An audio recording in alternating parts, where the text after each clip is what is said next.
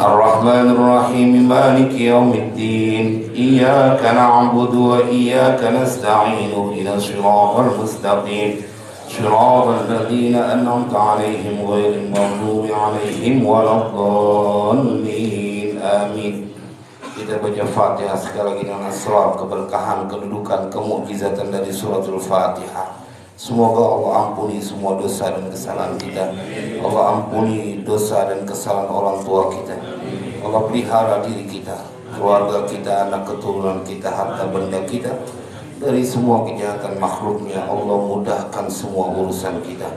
Allah sampaikan semua hajat dan maksud kita. Allah sembuhkan semua penyakit yang ada pada diri kita, yang zahir maupun yang batin. Bisirril Fatihah. A'udzu billahi minasyaitonir rajim. Bismillahirrahmanirrahim. Ar-Rahmanir Rahim. Maliki yaumiddin. Iyyaka na'budu wa iyyaka nasta'in. Ihdinas siratal mustaqim. صراط الذين أنعمت عليهم غير المغضوب عليهم ولا الضالين رب اغفر لي ولوالدي وللمؤمنين آمين بسم الله الرحمن الرحيم الحمد لله رب العالمين اللهم صل وسلم على سيدنا محمد وعلى آل سيدنا محمد أما بعد فقال الشيخ المؤلف رحمه الله تعالى وأدام النفع به وببركات علومه وبكم في الدين والدارين آمين. ومن ذلك صلاة الضحى وهي صلاة مباركة كثيرة النفع وأكثرها 8 ركعات وقيل 12 وقد ورد وأقلها ركعتان وأفضل أوقاتها أن تصلى إذا أضحى النهار ومضى قريب من ربعه. وقد قال رسول الله صلى الله عليه وسلم يصبح على كل سلامة من أحدكم صدقة فكل تسبيحة صدقة وكل تحميدة صدقة وكل تهليلة صدقة وكل تكبيرة صدقة وأمر بالمعروف صدقة ونهي عن المنكر صدقة ويجزيه من ذلك كله ركعتان يركعهما من الضحى فلو لم يرد في فضل هذه الصلاة إلا هذا الحديث الصحيح لكفى wallahu a'lam bishawab. Jamaah sekalian berbahagia, malam ini kita lanjutkan kitab Risalatul Mu'awanah dalam kajian keutamaan sholat duha. Ini jarang-jarang nih kajian tentang sholat duha. Kita akan diberikan keyakinan tentang bahwa keistimewaan dari sholat duha yang diajarkan oleh Nabi SAW. Kan kemarin sholat witir ya. Alhamdulillah dari wajah-wajahnya sih udah sholat witir semua dengan jalannya. Ya kalau kita ngaji, kita berusaha untuk mengamalkan ya, karena masih dikasih kesempatan. Sekarang kita tentang sholat duha, ini juga perkara besar, perkara yang juga banyak orang kerjain kadang-kadang kalau lagi darurat doang nih. Kalau lagi banyak urusan, sholat duha identik dengan rezeki. Sholat duha, tapi memang benar nggak ada ceritanya miskin orang yang demen sholat duha, nggak ada ceritanya miskin.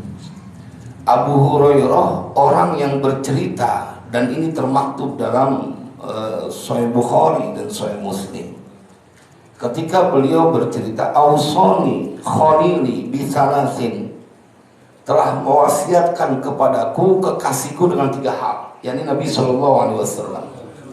Abu Hurairah ini golongan Ahlus Sufah, tapi kemudian Allah angkat derajatnya karena menjalankan wasiat dari Nabi SAW. Beliau kerjain apa yang diwasiatkan oleh Nabi, puasa 3 hari di setiap bulan, Ayyamul Bir. Kemudian dia bilang, aku diperintahkan, diwasiatkan oleh Nabi untuk sholat duha, dan aku diperintahkan untuk witir sebelum tidur. Jadi kan witir kemarin kita kaji, kalau emang kira-kira aman bangun tidur jam 4 bisa sholat witir, cakep. Tapi kalau khawatir ketika engkau nggak keburu nanti sholat witir, sebelum tidur sholat witir dikerjain sama Abu Hurairah, karena yang bersabda adalah baginda Rasulullah. Jadi nggak ada ceritanya Bapak orang yang susah kalau dia sholat duha, karena yang mewasiatkan adalah baginda Rasulullah. Apa yang terjadi dengan Abu Hurairah? Beliau adalah orang yang terkenal dengan miskinnya al-sufah. Bahkan dia pernah pingsan gara-gara saking laparnya. Kan kita kalau misalnya lapar, perut keloncongan kagak bisa tidur. Tapi ini beliau saking laparnya sampai pingsan. Kayak apa tuh kemiskinan, penderitaan yang Abu Hurairah rasakan. Tapi kemudian beliau dalam sejarah menjadi seorang gubernur di Madinah. Dengan apa? Di antaranya beliau bercerita, 3 hal yang aku lakukan diwasiati oleh Nabi: puasa 3 hari Ayyamul Bid, dan kemudian sholat duha, dan kemudian sholat witir. Sholat witir udah kita kaji kemarin. Sekarang sholat duha. Wa min dzalika, bismillahirrahmanirrahim, wa min dzalika, dan itu sebagian dari yang demikian itu, yakni naflun warada fis sunnah. Zalikanya kembali kepada sholat sunnah yang telah datang dalil-dalilnya dari Nabi. Sholatul duha, bermula sholat duha. Ini kajian kita sekarang sholat duha. Wahia, dan bermula sholat duha itu sholatun mubarakatun kathiratun naf'i. Bermula sholat duha itu adalah sebuah sholat yang diberkahi, kathiratun naf'i, yang banyak banget manfaatnya. Jadi sekali lagi saya ingin menyampaikan usikum wa nafsi bittaqwallah. Kelewat banyak dalil yang menceritakan tentang betapa mudah dan sederhananya hidup di dunia ini. Kelewat banyak. Nanti kita akan ngaji, ente saban hari bisa bangun rumah. Ini dalam kajian malam ini, setiap hari engkau bisa bangun rumah, kelewat kecil.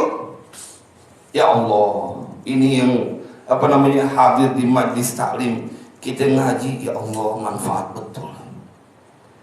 Bikin rumah saban hari, gak tanggung-tanggung jamaah sekalian berbahagia. Saban hari asal kita mau. Kita nggak bangun rumah sendiri gitu ya, kalau duit belum cukup gitu, ngos-ngosan juga. Ini saban hari. Apalagi kalau hari Sabtu giliran gajian tukang, ya. Tapi nanti malam ini kita ngaji, ente saban malam bisa bangun rumah. Bangun rumah, bikin rumah, Pak. Tapi sabar, kita dari awal jangan pengen buru-buru lompat ke bangun rumah aja. Wa hiya salatun mubarakatun kathiratun naf'i wa aktsaruha 8 raka'atin, dan paling banyaknya dari sholat duha itu 8 rakaat. 8 rakaat. Wakila isnata asyrota, dan dikatakan ada juga pendapat yang mengatakan paling banyaknya sholat duha 12 rakaat. Waqad warada, dan sungguh telah datang, wa aqalluha, dan paling sedikitnya dari sholat duha itu rakaatani, 2 rakaat. Kayaknya sih ngambil yang paling sedikit ini. Kayaknya ngambil yang paling sedikit. Udah ketebak duluan. Tapi masih cakep, masih ngejalanin. Jangan dikira enteng nih sholat duha. Jangan dikira enteng. Pokoknya setiap perbuatan yang mendekatkan diri kepada Allah, dia ekstra niat, ekstra energi untuk melakukannya. Termasuk hadir di majlis taklim. Wa afdalu awqatiha, dan bermula paling utama waktunya sholat duha, antusalla, boleh dibaca antusalla, boleh dibaca antusollia. Kalau di situ apa Ustaz? Antusalla. Jadi bahwa didirikan. Kalau antusollia, bahwa engkau mendirikan. Antusolla, bahwa didirikan. Apa sholat duha? Idza adhan naharu, apabila telah menjadi terang itu siang, yakni masuk waktu duhanya di pagi hari, wa madha qaribun min rub'ihi, dan telah berlalu apa qaribun min rub'ihi, dekat dari seperempatnya nahar. Jadi kalau ini ada beberapa penafsiran nih, tapi saya lebih setuju kepada an-nahar yang dimaksud adalah dari jam 6 pagi atau dari setelah selesai waktu subuh, waktu syuruk gitu, sampai kemudian menjelang maghrib. Bila itu dihitung adalah 12 jam, maka seperempatnya itu adalah 3 jam ya. 3 kali 4 12 ya kan. Nah berarti waktu afdolnya itu bila jarum jamnya itu ada di angka 9, itu waktu afdolnya dari sholat duha.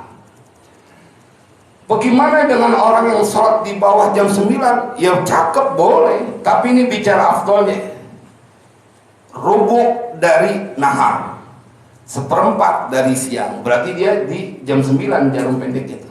Kan kalau misalnya jam 12 disebut tengah hari. Tengah hari kan bahasa Betawi yang kepengen buru-buru, mau nyebut tengah hari jadi tengah hari. Ya kayak nyebut sepatu, patu. Banyak banget yang dibuang. Tengah hari jadi tengah hari. Lu tengah hari uang-uang pakai tambahan lagi. Tengah hari uang-uang. Sampai woi ini kita belum tahu apa tuh uang-uang. Sedang panasnya ya. Tengah hari muncer banyak aja. Tengah hari bolong. Tuh dia tuh ada yang bolong lagi. Itu dia waktu afdalnya. Waqad qala Rasulullah sallallahu alaihi wasallam, dan sungguh telah bersabda siapa Rasulullah sallallahu alaihi wasallam, yusbihu ala kulli sulama min ahadikum shadaqatun, muncul tampak atas tiap-tiap sendi dari manusia, min ahadikum dari seorang dari kalian, apa shadaqatun, sedekah. Jadi setiap sendi kita ini Pak, dia butuh sedekah, artinya bisa disedekahkan. Jadi yusbihu ala kulli sulama min ahadikum shadaqah, fa kullu tasbihatin shadaqah. Jadi badan kita perlu sedekah. Makanya kalau ada orang yang kurang sedekah, jadi badannya ntar dikit-dikit meriang, kurang sedekah. Kalau dia sedekah, baca tasbih, baca tahlil, karena apa? Fa kullu tasbihatin shadaqatun, maka tiap-tiap tasbih itu adalah sedekah. Subhanallah, subhanallah, ente lagi sedekah tuh. Pada tiap-tiap persendian kita ada sedekahnya, dan tasbih itu adalah sedekah. Wa kullu tahmidatin shadaqatun, dan tiap-tiap tahmid alhamdulillah itu sedekah. Wa kullu tahlilatin shadaqatun, dan tiap-tiap tahlil itu sedekah.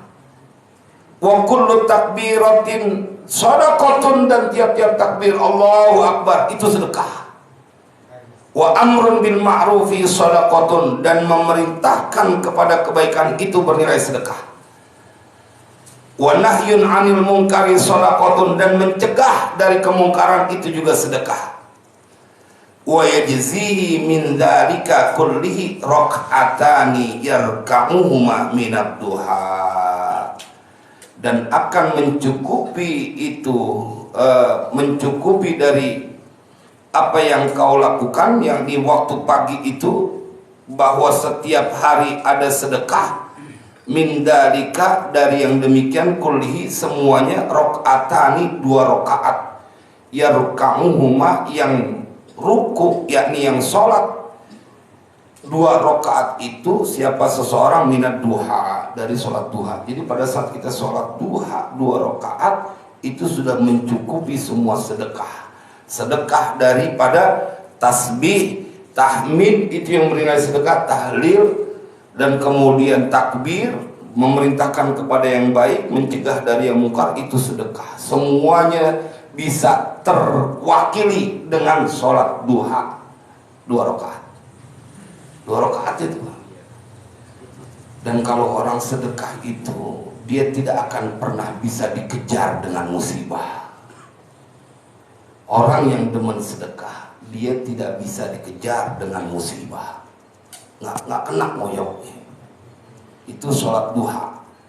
Falau lam yarid fi fadli hadhihi salati, maka andaikan lam yarid tidak datang fi fadli hadhihi salati, pada keutamaan ini sholat, yakni sholat duha, illa hadzal haditsu as-sahihu, kecuali hanya hadis ini yang sahih, la kafa, ini saya cukup.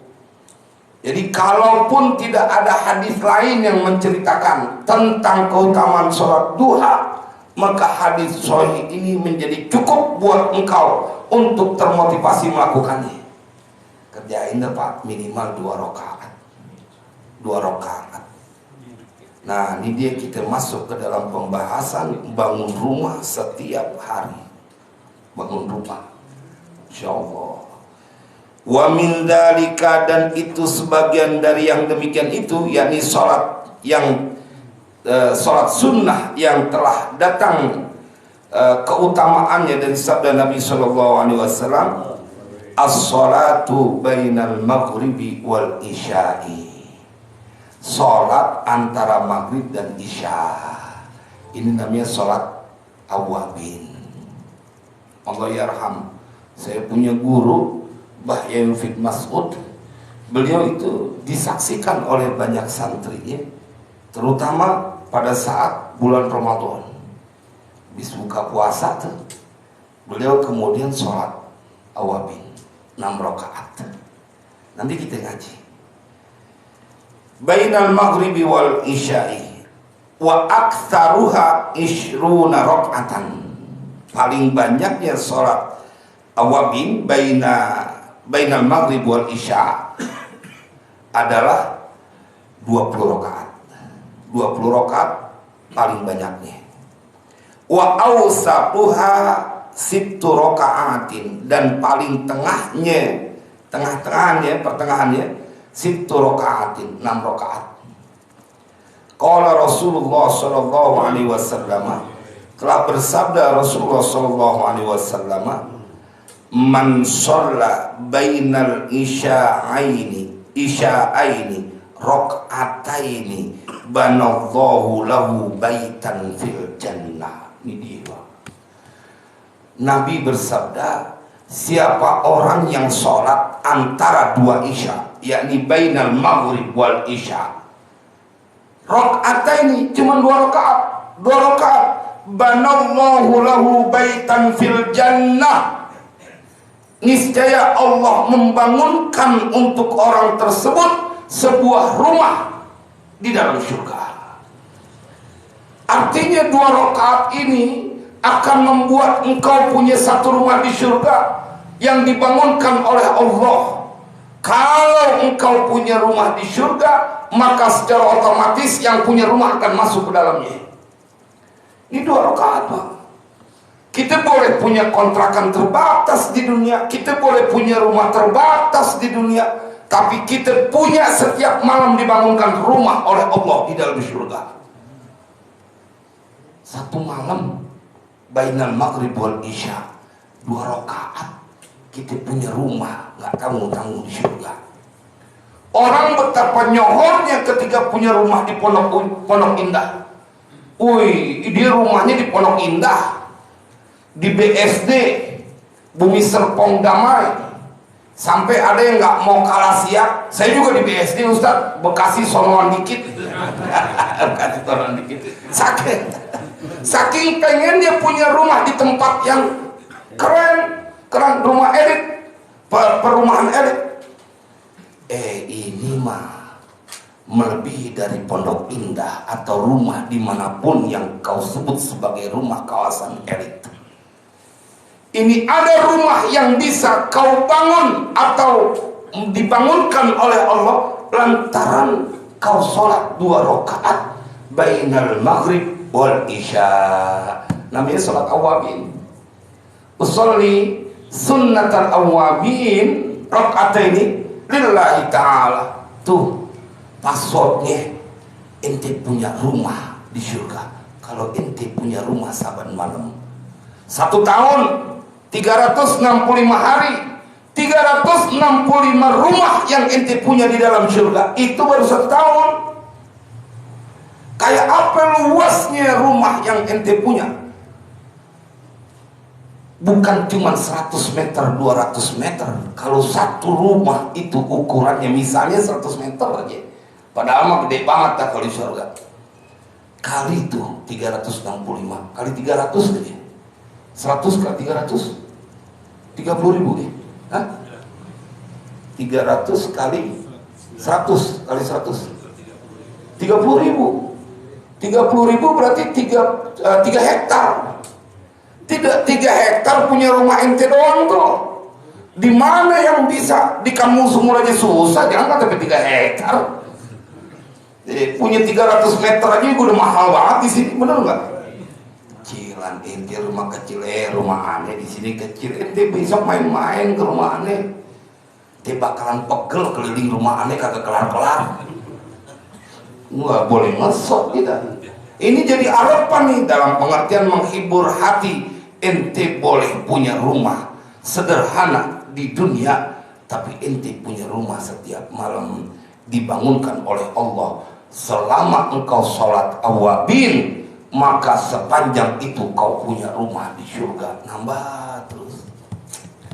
Udah gak bicara neraka pak, masa tuh rumah kosong. Rumah aja lu dibangunin kan dibuat bercandaan. Jangan sampai kata punya rumah Ustaz di surga, di emperannya aja kita girang. Di surga sampai bercandaan, saya mah nggak perlu masuk surga punya istana, enggak sampai kayak begitu Ustaz. Yang penting di emperan, asal emperan surga udah girang. Bagaimana ini kemudian mendapatkan satu buah rumah dengan 2 rakaat? Man shalla bainal isya'aini raka'ataini banallahu lahu baitan fil jannah. Shallu ala nabi, shallu ala nabi. Nggak susah. Jangan sampai kita nggak punya kepengenan punya rumah di surga. Orang pada berebut pengen bangun rumah di dunia, pengen cakep. Makanya saya kalau ketemu kiai-kiai khos, rumahnya nggak ada yang cakep.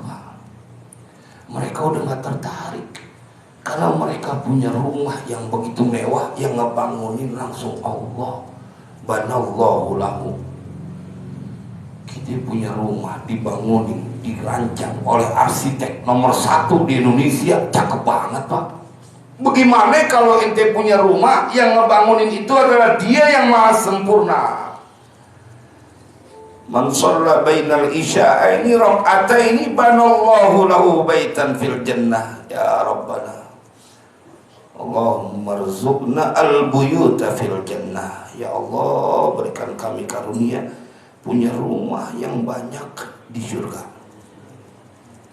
Nanti kalau nyari kita ketemu mau ke sono, lama amat dia kagak pulang-pulang. Dia bingung ada di rumah yang keberapa tuh. Ke rumah Bang Haji Sapi, kita mau mampir gitu, nengokin di mana kagak ketemu. Rumahnya ada 1000. Kita nyari di rumah ini kagak ada, rumah ini kagak ada. Di setiap rumah ada bidadari. Ya. Di rumah aja ada bini kita girang, apalagi di sana. Coba bayangin rumah kagak ada bininya, kagak asik. Iya benar. Imam Ahmad bin Hanbal begitu. Seandainya istriku mati malam ini, aku nikah malam ini juga. Wah kalau saya mau, atau banyak orang Betawi nggak begitu. Belum sampai bini mati, gua kawin lagi. Sadisan lagi. Beribahasa kelamaan nunggu mati. Ini udah ditinggal mati kagak kawin-kawin juga. Mudah-mudahan ini biar punya keberanian emang. Ya jangan nangis. Gak mau beliau kebayang sama istrinya. Yang beliau suka cerita kebayang betul sama istrinya karena rajin ngaji. Rajin ngaji. Mudah-mudahan dapat yang rajin ngaji. Sekali 2 lah. Ya itu setia banget. Setia banget, nanti aja ketemu dia nangis lagi. Jarang-jarang loh. Jarang-jarang ada suami asal ingat bini nangis. Kita kalau lagi di mana-mana diomongin ada bini, mikiran lupa. Mikiran lupa. Sorry bini gua, yang mana mukanya ya? Karena lagi di mana-mana. Mudah-mudahan ya, min ahlil jannah. Kita semua mudah-mudahan sekarang kumpul di masjid, di musola Darussalam. Pada waktunya kita kumpul di Darussalam. Nama lain dari surga, Darussalam. Mudah-mudahan ini kayaknya ada maksud dinamain Darussalam supaya kita betul-betul nanti bisa di Darussalam. Man shalla bainal isya'aini rak'ataini banallahu lahu baitan fil jannah wa qala alaihi salatu wassalam, dan telah bersabda alaihi salatu wassalam, man shalla ba'dal maghribi sitta raka'atin la yatakallamu fiha fima bainahunna bi syai'in adilna lahu ibadatas natai asyrata sanatan. Siapa orang sholat ba'dal maghribi, setelah sholat maghrib, sitta raka'atin, 6 rakaat nih, tadi 2 rakaat, punya rumah di surga, ini 6 rakaat sekarang. Sabda Nabi SAW, la yatakallamu fima bainahunna bi syai'in, yang dia tidak berbicara pada antara bainahunna, antara itu 6 rakaat. Jadi 6 rakaat itu dia sholat, nggak ngomong, nggak putus dia waktunya hanya dengan Allah.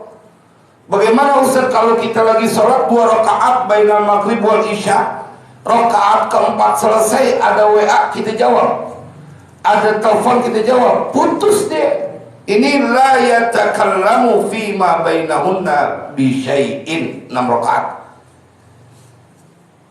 Adilna lahu, telah seimbang, niscaya seimbang itu 6 rakaat lahu bagi orang tersebut yang melakukannya ibadah tasnai asyrata sanatan, akan ibadah 12 tahun.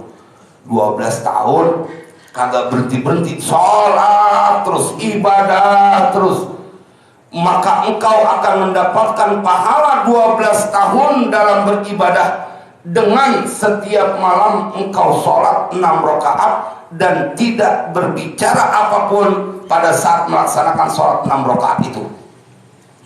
Sesekali boleh Pak, boleh jadi umur kita nggak nyampe 12 tahun lagi. Iya kan, kita nggak tahu. Kalau yang umurnya udah 60, udah umurnya 70, masa iya masih pengen juga 12 tahun lagi, ketuaan. Gantian lah. Umurnya daripada umat Nabi Muhammad baina sittin wa sab'in, antara 60 dan 70. Ini lihat 6 rakaat. Coba kita hitung, kalau 10 malam aja Pak, 10 malam. 10 malam kita sholat 6 rakaat, sholat awwabin bainal maghrib wal isya, maka sabda Nabi SAW itu ibadah seimbang dengan 6 rakaat itu seimbang dengan ibadah yang dilakukan selama 24 jam dikali 12 tahun. Berarti 120 tahun. 12 kali 10. 12 tahun kali 10 malam, 120 tahun. Umur kita nggak sampai segitu. Dan ini menjadi kabar gembira buat saudara-saudara kita yang udah kelewat waktu.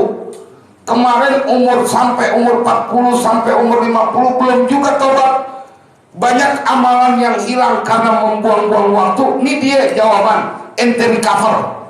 Bayar dengan 120 tahun dengan cukup 10 malam. Apalagi kalau sampai 1 bulan, 360 tahun. Apalagi kalau sampai malam, sampai akhir hayat kita. Paling enggak seminggu 1 kali aja kita sholat, disiapin gitu 6 rakaat. Malam Jumat kita ambil dah. Kan biasanya kalau malam Jumat kita udah kebiasaan tuh ogah kemana-mana. Kalau belum turun isya, nah ini kejar nih 6 rakaat, 12 tahun kita ibadah. Kita ngaji dari maghrib sampai kelar isya. Nggak ada yang kemudian banyak tertarik. Ini 12 tahun beribadah terus 6 rakaat. Ya Rabbana, mudah-mudahan bisa ya. Man shalla ba'dal maghrib, ajak bini, ajak bini lagi. gak enak kita main di depan kita. Maafin.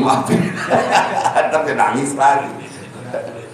Ajak bini biar bareng-bareng kita punya ibadah bareng, sholat awabin. Mas Heru lah yang kita omongin yang bininya ada. Ajak sholat 6 rakaat. Ya surat-surat pendek aja. Kalau dalam kaifiyahnya sih ada bacaan kulhu, kemudian bacaan apa namanya, qul a'udzu birabbil falaq, qul a'udzu birabbin nas, kemudian 2 rakaat usolli sunnatal awwabin rakaataini lillahi ta'ala. Itu dia tuh 2 rakaat, begitu kelar kan punya rumah satu di surga.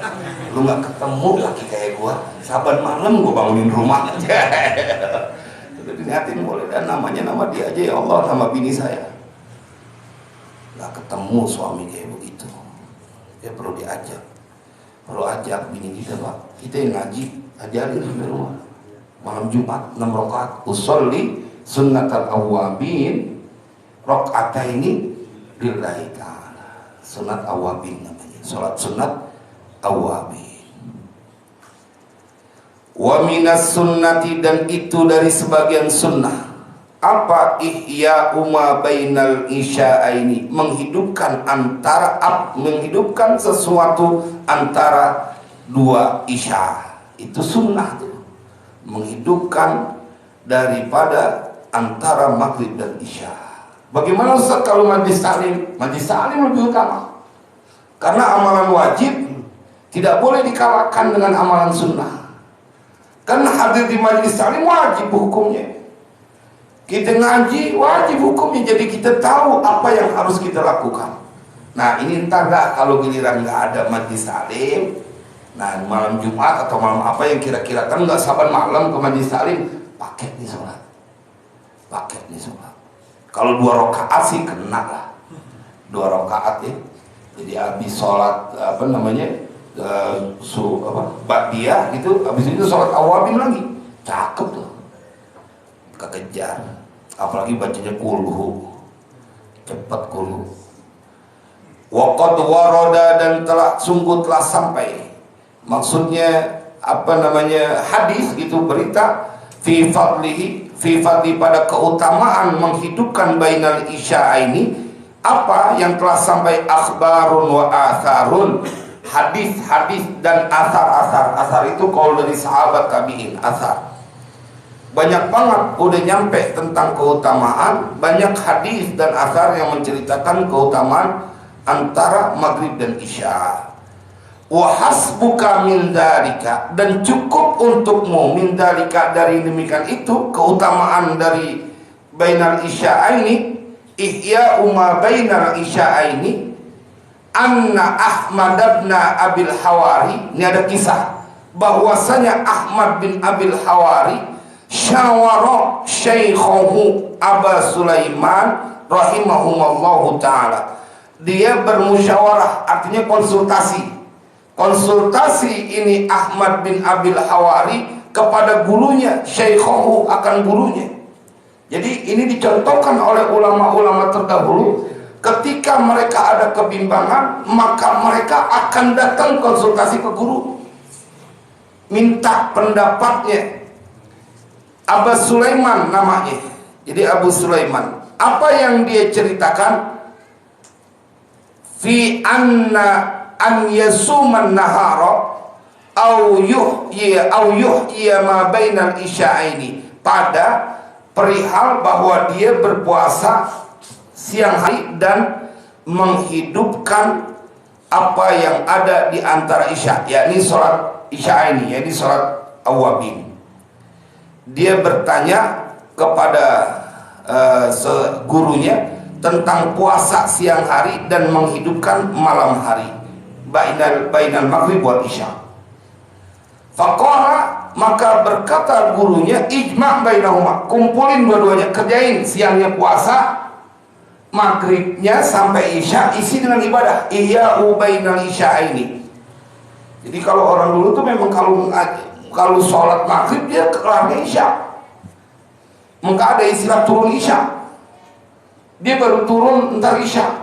Jadi kalau orang dulu maghrib bertamu, apalagi nerima tamu, Tantangan tuh. Enteng-entengin banget sih antara waktu maghrib dan isya. Saya punya abe marah betul kegiatan apapun kalau di waktu maghrib yang bukan ibadah. Emang kalau orang tua kita dulu galaknya galak sayang, cuman waktu dulu kita nganggapnya tega banget sama anak. Kita disabet, itu omelin, belum lagi dilemparin apa aja yang ada, karena cuma nyelamatin. Nah, jangan kau tinggalkan antara maghrib dan isya kecuali amalan yang bersifat ibadah. Nanti ada seorang murid Ahmad bin Abil Hawari, dia bertanya kepada gurunya antara puasa siang hari dan menghidupkan apa yang ada di antara isya. Yani sholat ibadah, baca Al-Quran, zikir, sholawat.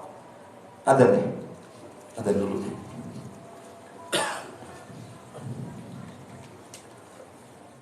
Nah,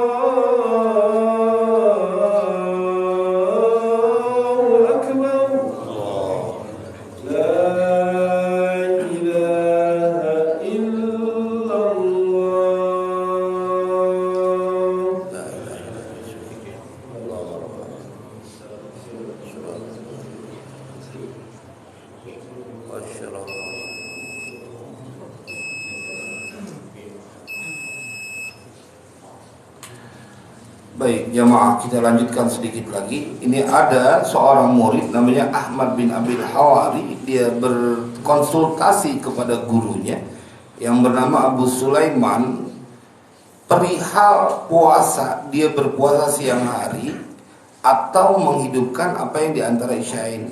Jadi dia nanya nih, mana yang prioritasin, puasa siang hari atau menghidupkan antara di dua isya, yakni bainal maghrib dan isya. Puasa dan menghidupkan antara maghrib dan isya, pilih yang mana? Kata gurunya ijma bainahuma, kumpulin kedua-duanya. Puasa ya ongko, sholat bainal maghrib dan isya juga ongko. Jadi dua-duanya dikerjain. Nah ini yang saya dapetin pada saat saya punya guru Mbah Yahya bin Mas'ud melakukan itu, dikumpulin dua-duanya. Puasa juga, awabin juga. Faqala, maka berkata siapa Ahmad bin Abil Hawari, muridnya ngomong, la astati, saya nggak bisa ya guru, kalau sampai dua-duanya saya kagak nyanggup. Li'anni, karena sesungguhnya aku mata sumtu ashtaghilu bil iftari fi hadzal waqti, karena sesungguhnya aku mata sumtu, kapan saja aku berpuasa, ashtaghilu, aku akan sibuk bil iftar, dengan buka puasa, fi hadzal waqti, pada ini waktu. Jadi kalau puasa pastinya antara maghrib dengan isya disibukkan dengan buka puasa. Kan itu yang kejadian sama kita kalau bulan Ramadan. Mentang-mentang disuruh mensegerakan buka puasa gitu. Buka puasa apaan aja dimakan, minum, masak nasi dingin, sampai sholat setengah jam lagi mau isya. Padahal aturannya batalin itu puasa, kemudian sholat dengan kurma, dengan yang manis gitu. Kemudian habis itu sholat, dan baru kemudian buka puasa lagi, tambahin itu. Nah ini dia begitu nih, dia begitu buka puasa, habis itu sholat maghrib, kemudian dilanjutin dengan buka puasa. Berbeda sama kita, beda sama kita lah. Kalau kita mau lontongnya aja belum, motong-motong ini aja belum. Makanya dijadiin alasan sama orang, ente 5 menit lagi mau azan, udah buka lontong, udah disambelin, udah dipotong-potong. Menghemat waktu biar kita nanti sholatnya nggak terlalu jauh. Cakep juga sih alasannya. Padahal masih 5 menit udah di depan, udah siap semua itu. Jemaah, dia bilang saya nggak siap, saya nggak bisa. La astati'u li'anni mata sumtu ashtaghilu bil iftari fi hadzal waqt. Apa jawaban dari gurunya? Faqala lahu, maka berkata gurunya kepada Ahmad bin Abil Hawari, idza lam tastati, apabila engkau tidak mampu puasa juga, kemudian sholat antara maghrib dan isya, selain sholat yang wajib atau nafilah, maka kemudian sholat awabin kau tidak bisa melakukan berbarengan, antajma'a bainahuma, bahwa engkau mengumpulkan antara keduanya, antara puasa dan sholat, bainal isya'aini, fada siyaman nahari, tinggalkan puasa di siang hari. Tuh lihat kedudukannya. Kalau puasa sunnah ya, puasa sunnah, tinggalin puasa siang hari. Kalau dibilang diberikan pilihan antara puasa di siang hari dengan dia sholat bainal isya'aini, maka tinggalkan itu puasa sunnah, kerjain sholat bainal isya'aini. Tapi kalau kuat kerjain dua-duanya. Kalau dikasih pilihan, pilih sholat bainal isya'aini. Punya rumah di surga Pak, 2 rakaat itu punya rumah di surga. Apalagi kemudian ditambahin udah 2 rakaat, tambahin lagi jadi 6 rakaat, ditambah dia tidak berbicara selama 6 rakaat itu, maka dia seimbang dengan beribadah selama 12 tahun. Shallallahu alaihi Nabi. Insyaallah nikmat betul ya.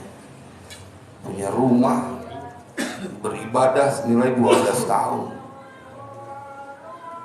Kan kita nungguin ada tuh pahala puasa sunnah, puasa Arafah ya, puasa Muharram, puasa Asyura, kan tuh ada nilai-nilainya. Diampuni dosa setahun yang lalu diampuni. Ini 6 rakaat seimbang dengan 12 tahun. 12 tahun tuh anak lulus SD sampai SMA Pak, udah habis modal banyak kita. SD sampai SMA. Ini 12 tahun dengan 6 rakaat. Pakai komat nggak Bu? Pakai komat apa kagak? Pakai komat kagak? Kagak. Kali dua rakaat mati. Enggak perlu itu. Kalau sholat jamaah, nah dia ada pemisahnya ya. Dia sama kayak sholat tarawih gitu ya.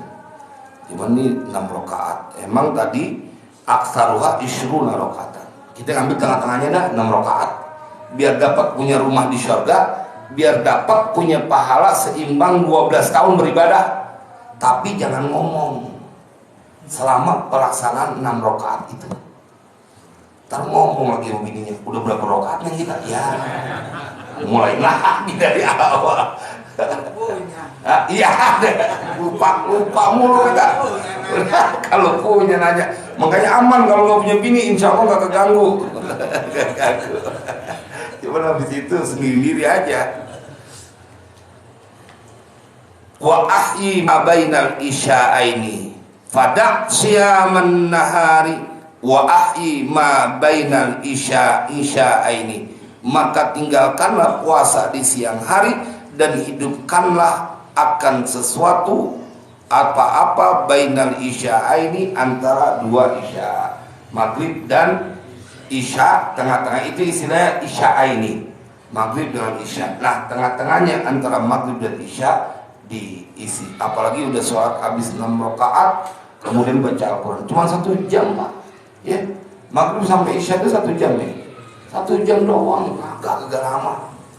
Tapi setiap malam kita punya rumah, dibangunkan rumah di surga, dan kemudian kita punya pahala 12 tahun setiap malam kita kerja, kita sholat dengan 6 rakaat. Ya Allah, nikmat betul ya. Paling enggak malam Jumat seminggu sekali kudu kita kerjain, apalagi Saban malam. Mudah-mudahan ini menjadi manfaat buat kita semuanya. Jadi sholat Islam itu agama yang sangat menyenangkan. Ente lagi punya kesusahan nih, ada jalan keluarnya.